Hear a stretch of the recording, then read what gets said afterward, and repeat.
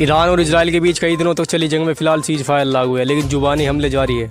Iran के शीर्ष नेता आयतुल्लाह अली खामनेई ने बुधवार को इजराइल पर तीखा हमला बोला। उन्होंने कहा कि इजराइल एक कैंसर के ट्यूमर की तरह है जिसे जड़ से खत्म करना जरूरी है। उन्होंने कहा कि इजराइल एक कुत्ते की तरह है जो अमेरिका के पट्टे से बंधा हुआ है और उसके कहने पर ही सब कुछ करता है।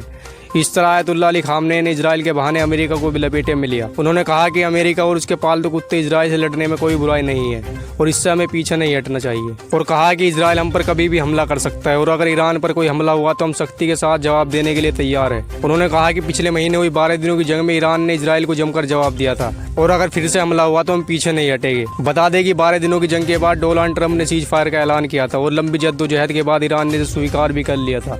इस सीज फायर से पहले अमेरिका ने ईरान के परमाणु ठिकानों पर हमला किया था। अमेरिका का कहना है कि इस हमले में ईरान का यूरेनियम भंडार कम हुआ है और उसे नुकसान पहुंचा है। वहीं इजरायली एजेंसियों का कहना है कि अब भी ईरान के पास इतना भंडार मौजूद है कि वो कुछ महीनों के अभियान में ही पहले जैसी ताकत हासिल कर सकता है। बता दें कि अब इजराइल ने सीरिया पर हमला किया है। सीरिया से एक वीडियो सामने आई है जहां एक न्यूज एंकर रिपोर्टिंग कर रही थी। किसी को नहीं पता था कि अब क्या होने वाला है, तभी इजराइल का हमला होता है जिसमें 5 लोग मारे जाते हैं। देखिए इस वीडियो को।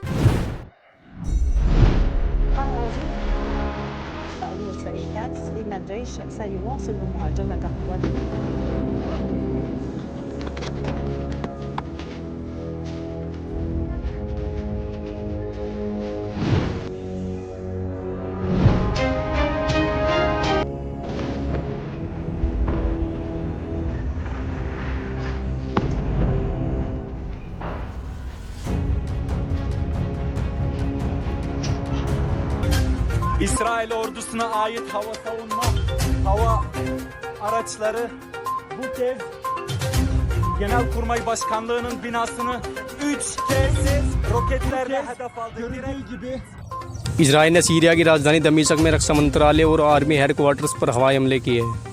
इन हमलों में कम से कम 3 या 5 लोग मारे गए और 34 से ज़्यादा घायल बताए जा रहे हैं। एक रिपोर्ट के अनुसार इजराइल का कहना है कि हमले दक्षिणी सीरिया में ड्रूज समुदाय के रक्षा के लिए किए गए हैं। और आपको ये भी बता दूं कि ड्रूज समुदाय एक अल्पसंख्यक समूह है जो सीरिया में रहता है और पिछले कुछ टाइम से सरकारी बलों और अशस्त्र ग्रुप के साथ संघर्ष में शामिल है। अब कोई पागल से पागल आदमी भी इजराइल की इस बात पर यकीन नहीं करेगा कि उसने ड्रूज समुदाय की रक्षा के लिए सीरिया पर हमला किया है, क्योंकि ड्रूज समुदाय के लोग ज्यादातर मुस्लिम लोग हैं। BBC की रिपोर्ट के मुताबिक ड्रूज सीरिया, लेबनान, इजराइल और गोलान हाइट्स में रहने वाला समुदाय है। इस समुदाय के लोग अरबी भाषा बोलते हैं और अल्पसंख्यक है। ड्रूज समुदाय शिया इस्लाम को मानने वाला ग्रुप है जिसकी अपनी पहचान है और अपनी मान्यताएं हैं। ड्रूज समुदाय के 10 लाख लोगों में से आधे सीरिया में रहते हैं। सीरिया में कुल आबादी का लगभग 3% हिस्सा है। ड्रूज समुदाय के करीब 1.5 लाख लोग इजराइल और उसके कब्जे वाले गोलान हाइट्स में रहते हैं। अब इजराइल का कहना है कि गोलान हाइट्स में रहने वाले ड्रूज समुदाय के लोगों की रक्षा के लिए उसने सीरिया पर हमला किया है। लेकिन सोचने वाली बात यह है कि जो इजराइल गाजा के उन मासूम और बेगुनाह लोगों को मारता है वो ड्रूज समुदाय की रक्षा के लिए सीरिया पर हमला क्यों करेगा, क्योंकि वे तो मुस्लिम समुदाय के लोग हैं। इससे साफ पता चलता है कि भोग लाए हुए इजरायली प्रधानमंत्री बेंजामिन नेतन्याहू को एक डर सता रहा है और ये डर है ईरान का डर, क्योंकि ईरान जो इजराइल का बड़ा दुश्मन है, सीरिया में अपने प्रोक्सी ग्रुप हिजबुल्लाह के माध्यम से मजबूती बना रहा है। अब इजराइल को ये खतरा हुआ कि अगर ईरान ने सीरिया में अपनी मिलिट्री बेस या एडवांस वेपन्स तैयार किए तो वो इजराइल के लिए सीधा खतरा बन सकता है।